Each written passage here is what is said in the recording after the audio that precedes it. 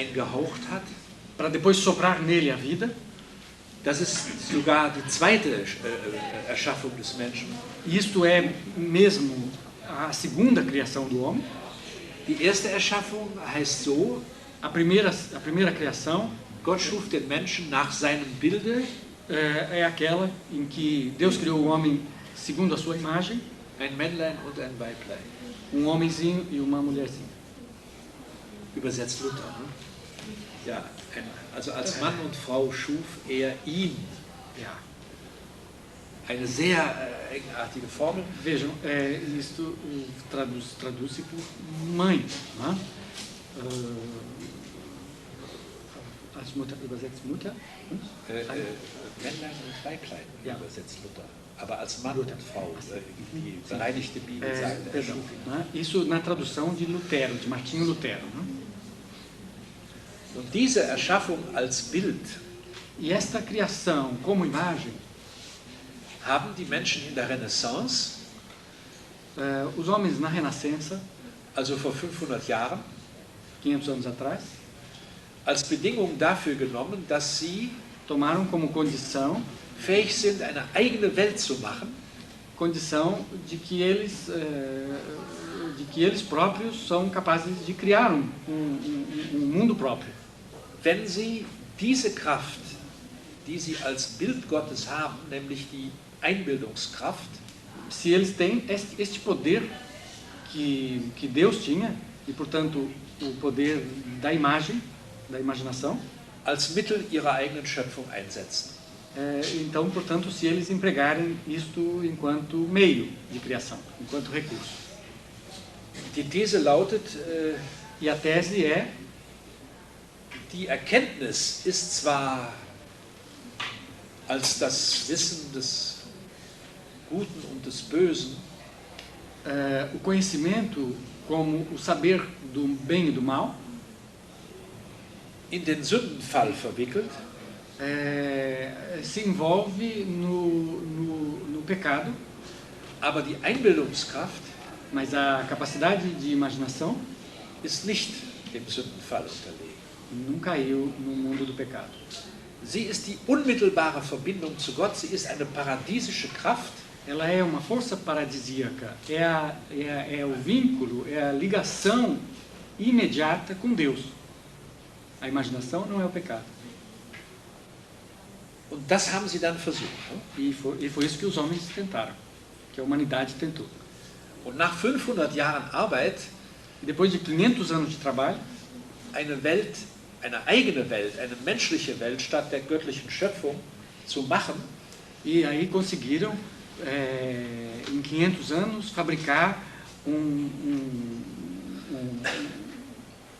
mundo humano durch die, wie soll man sagen, durch die Genialität, durch den menschlichen Genius der Fantasie, por meio da genialidade ou do gênio humano da fantasia. könnte man jetzt eine Art Bilanz versuchen. Agora pode-se tentar um tipo de balanço. Und das ist der Inhalt der historischen Anthropologie des Bildes und des Körpers. E isto é o conteúdo da antropologia histórica da imagem e do corpo. Man muss vielleicht noch ergänzen, Teríamos talvez que complementar. der menschliche Genius, also hat zwei Formen. Die Genies, die philosophischen, O gênio humano teria duas formas: os gênios, os filósofos und die Ingenieure. e os engenheiros. Das ist sogar dasselbe Wort. E é a mesma palavra. A palavra é a mesma: gênio e engenheiro. Also man könnte sagen, Philosophie und Technik zusammen Poderíamos dizer, filosofia e técnica juntas setzen dieses Werk der menschlichen Fantasie transpõem esta obra da fantasia, das von Anfang an mit dem Versprechen verbunden war, dass es besser ist. que desde o princípio estava comprometido ou estava prometendo de que o mundo seria melhor als Gottes Schöpfung. do que o mundo criado por Deus. Es gab also eine Konkurrenz. Portanto, houve uma concorrência Die geht bis auf den heutigen Tag. que permanece até os dias de hoje. Die geht so weit, dass das Menschenwerk, also diese Ela vai tão longe Schöpfung aus der menschlichen Fantasie, que a obra humana die Schöpfung Gottes zerstört, destrói a obra divina. was wir Natur nennen. Es gibt A obra divina a qual nós chamamos de natureza. aber es hat den Anschein, als ob sie sich auch jetzt selbst zerstört. Also als ob Mas die, ela tem-se a impressão, ou existe a aparência de que ela se destrói também a si própria. und diese A obra humana se destrói também a si própria. Und die Bilanz, von der ich sprach, beschäftigt sich also mit diesem Prozess, der da stattfindet. E o balanço do qual eu falei se ocupa deste processo que está ocorrendo. Der also in doppelter Weise erst aufbauend, produktiv E que de maneira dupla, primeiramente é produtivo, construtivo, und dann abbauend, destruktiv. e daí demolidor, destrutivo. Por outro lado, demolidor, destrutivo. Destruktiv mit Blick auf das, was uns vorausgeht an Natur, Com vistas àquilo que nos precede, natureza, destruktiv aber auch mit Blick auf das, was wir selbst geschaffen haben. e destrutivo com relação também àquilo que nós próprios criamos.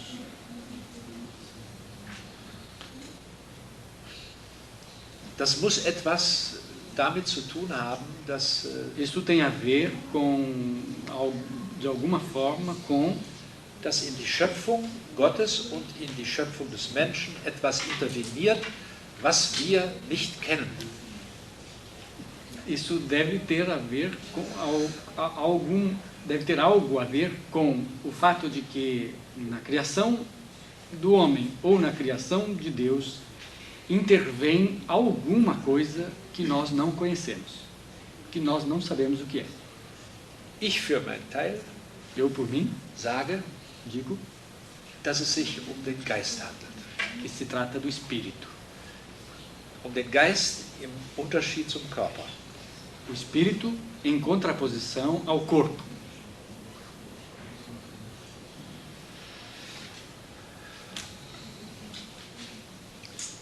Viele haben das versucht zu thematisieren. Es gibt in Deutschland einen Autor, der etwas Muitos tentaram tematizar este assunto. Na Alemanha tem um autor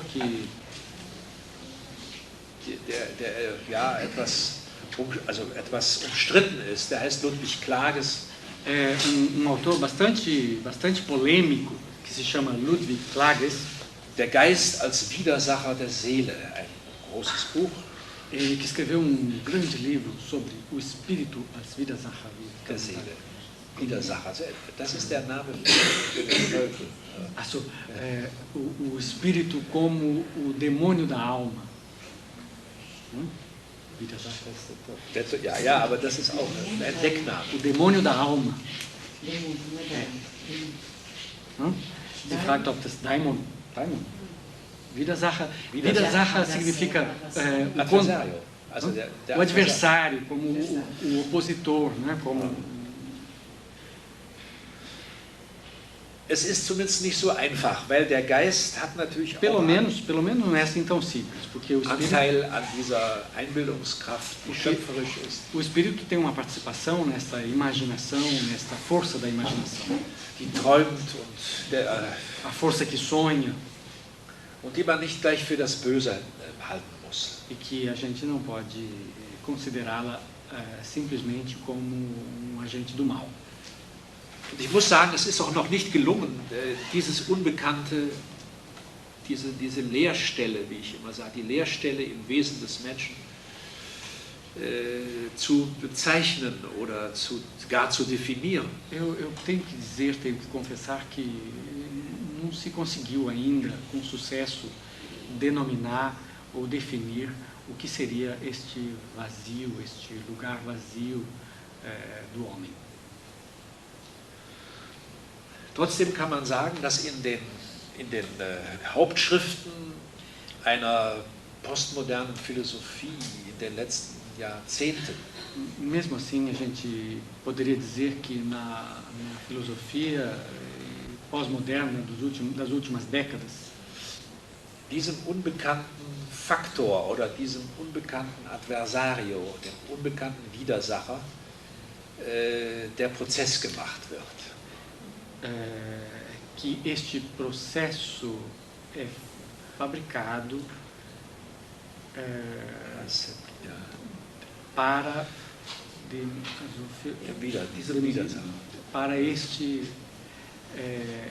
este adversário. Né? Ele é feito para este adversário. Also dieses Dativ. Dem Widersacher. Dem wird der Prozess gemacht. Ja, man versucht es zumindest. Ja. Prozess, man heißt Bilanz ziehen, Bericht halten. Ja. É feito processo no sentido de processo jurídico, né? De processar este adversário. Né? Tenta-se hoje processar este adversário. Es gibt offenbar keinen Richter in diesem Prozess. E neste processo, aparentemente, não há nenhum juiz. Nur Ankläger und Verteidiger. Apenas o promotor e o advogado de defesa. Ich halte mich nach wie vor auf der Seite der Ankläger. Mas eu continuo, como sempre, do lado dos acusadores. Mein Freund Peter Sloterdijk ist jetzt unter die Verteidiger gegangen. O meu amigo Peter Sloterdijk passou para o lado da defesa agora. Schreibt 2000 Seiten zur Verteidigung Gottes. E ele está escrevendo 2000 páginas em defesa de Deus und des Menschen. E do homem. Was ihre Produktivität und ihre Kraft und ihre Größe betrifft. No que se refere à sua produtividade, à sua força e à sua grandeza.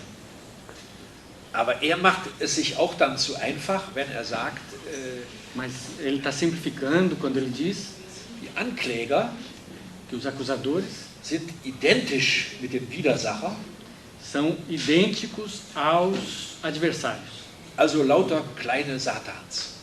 Portanto, pequenos satãs.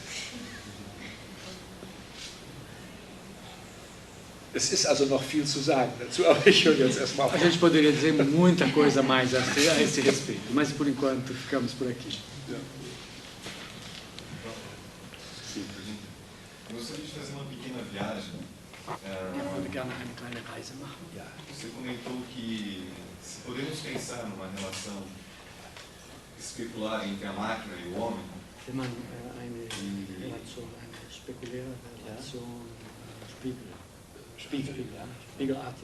E através desse espelho o homem pode manifestar seu narcisismo. Podemos pensar numa possibilidade inversa do narciso nascer do outro lado? Ja, ich verstehe ein bisschen, aber nicht. Piano, piano, se vai lontano, devagar, Beto, o tradutor não consegue. Parei no Narciso aí, como é que é? Tudo bem. Podemos pensar numa relação inversa. Könnte man an eine umgekehrte Relation denken? Ja. O Narciso partir da máquina. Das Narcis von der Maschine ausgeht. Ja. E assim, essa transferência de poder do homem para a máquina. Und in dieser Transferenz der Macht vom Menschen auf die Maschine. A máquina passar a recriar o homem. Dass die Maschine den Menschen versucht oder anfängt, den Menschen wieder zu schaffen. Ja. A sua própria imagem e semelhança. Nach seinem eigenen Bild. Oder nach ihrem eigenen Seria um exagero isso? Ja. Nein, não seria um exagero. Aber ich würde es gerne anders. Ich würde es nicht als Gegenlauf, sondern als Weiter. Das Ganze hat für mich eine Kreisbewegung. Eu não gostaria de ver como movimento contraditório de um contra o outro, mas como movimento em círculo, como uma continuidade em círculo. Ich spreche von 3 Träumen. Eu falo de 3 sonhos. Gott träumt den Menschen. Deus sonha o homem. Der Mensch träumt die Maschine. O homem sonha a máquina. Aber die Maschine träumt Gott. Mas a máquina é que sonha Deus. Dazwischen passiert einiges. E nesse meio de tempo, nesse interim, nesses espaços intermediários, acontecem algumas coisas. Gott träumt den Menschen, aber der Mensch will nicht. Deus sonha o homem, mas o homem não quer. Der Mensch träumt die Maschine, aber die Maschine will nicht. O homem sonha a máquina, mas a máquina não quer. Und die Maschine träumt heute Gott, aber Gott will nicht. E a máquina sonha Deus, e Deus, porém, também não quer. Diese Spekulation bringt einen in eine unglaubliche Bewegung, weil das E essa especulação nos leva a movimento incrível. schon die Annahme, dass auch Maschinen träumen, dass sie also produktiv sind. Já a suposição de que as máquinas sonham e, portanto, são produtivas, wird von der Position des Menschen aus heftig kritisiert. já é criticada violentamente pela posição, a partir da posição do homem. Aber ich glaube daran, dass Maschinen produktiv sind. Mas eu acredito, sim, que as máquinas são produtivas. So wie auch die Menschen produktiv sind, Tal qual os homens são produtivos, die aus der Produktion Gottes stammen. que nascem e que surgem da produção de Deus. Was es heißt, dass die Maschine Gott träumt, weiß ich noch nicht. O que significa que a máquina sonha Deus? Isso eu ainda não sei. Aber es geht um die Vollkommenheit, um die Absolutheit. Mas se trata da completude, da absolutidade, ou da absoluteza, da totalidade. Totalität. Und man kann schon sehen, dass das nicht aufgeht. Es gelingt nicht. Es sei denn, die anderen E a gente já Träume, pode dizer que não se resolve, que não é bem sucedido. Es gelingt nicht. es gelingt nicht. Es sei denn, die anderen Träume werden völlig vergessen. A não ser que todos os outros sonhos sejam totalmente esquecidos. Dann wäre es eine geschlossene Welt und E aí seria mundo fechado, wir könnten darüber auch wenig sagen. e sobre ele nós poderíamos dizer muito pouco. Und meine Medienfreunde von der Techniker-Fraktion, E os meus amigos midiáticos da fração tecnológica, die sagen auch immer, die Menschen sind längst aus dem Spiel. eles dizem sempre, Ja. os homens são cartas fora do jogo. Die Maschinen machen ihr eigenes, sie spielen ihr eigenes Spiel. As máquinas já estão fazendo o seu próprio jogo. Wir können vielleicht noch auf einem Bildschirm irgendwelche Visualisierungen mitbekommen, aber was wirklich geschieht in einer Seemaschine zum Beispiel, entzieht sich vollkommen dem Bewusstsein des Menschen. A gente talvez consiga fazer alguma ideia do que acontece dentro da máquina, mas isto escapa completamente da nossa consciência.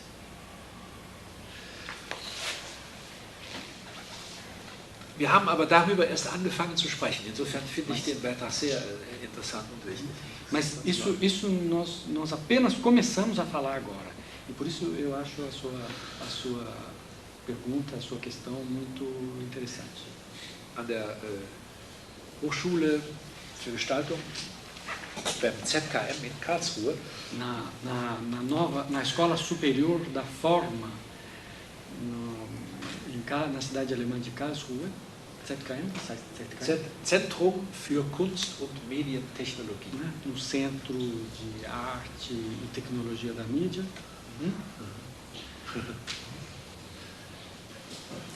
Gab es eine Podiumsdiskussion Houve uma discussão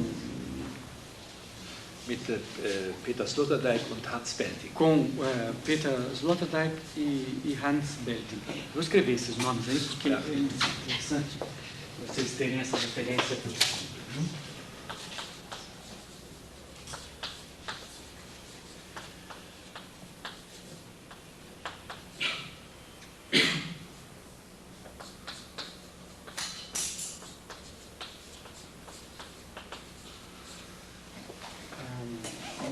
Doppel-T oder... Nein, so ist es nicht. Peter Sloterdijk e Hans Belting. E já aproveito dizendo que nós estamos organizando um grande evento sobre imagem e violência para o ano que vem, para março, do qual devem participar o professor Vicente Romano, da Espanha, que acabou de chegar, que está aqui, né? E estão convidados também Peter Sloterdijk e o Hans Belting para estarem aqui e para a gente se confrontar com eles. E, naturalmente, esse evento está sendo organizado pelo Dietmar Camper e por mim aqui para São Paulo, e com vários apoios. Esperamos também a participação do NTC, aproveitar que vocês estão representados aqui, já cobrar em público, né? Então, essas figuras deverão estar aqui no final de março do ano que vem. Der Titel des Abends hieß Die dritte Schöpfung. Essa noite, esse evento, essa discussão se chamava A Terceira Criação. Zur Frage, ob die Maschine Gott und den Menschen überholt. Sobre a questão se a máquina supera o homem e Deus. Superará o homem e Deus. Überholen ist superar. Superar, Ja. also übersteigen. Ja. Aber es war eben, wie gesagt, ein Anfang. Mas foi só um começo. Wir wussten noch nicht, wer jetzt von uns dreien für wen agiert. Also Sloterdijk plädiert für Gott. A gente não sabia quem está do lado de quem defende o quê. Sloterdijk está do lado, naturalmente, de Deus. Não? Und ich war für den Menschen, aber Eu estava auch do lado dos homens. Und Hans Belting war sehr verwundert, aber er hat das Ganze zusammengehalten. E o Hans Belting ficou muito espantado, mas foi ele que segurou a coisa toda. Das war ein Abend der delirierenden Gedanken. Also, foi uma noite das ideias delirantes. Die Zuhörer und auch wir kamen in eine Drehbewegung, das hörte nicht mehr auf. Tanto os ouvintes quanto os falantes entraram num movimento circular do qual a gente não conseguia sair mais. Sodass ich vermute, dass dieses Modell noch also das Modell der drei Träume, die verbunden und unterbrochen sind. E assim eu suponho de que esse modelo dos três sonhos tanto liga quanto tanto é ligado quanto é interrompido. Ja. Dass das noch eine Zukunft haben wird. E que isso ainda vai ter um futuro. Acho que podemos encerrar aqui, não é?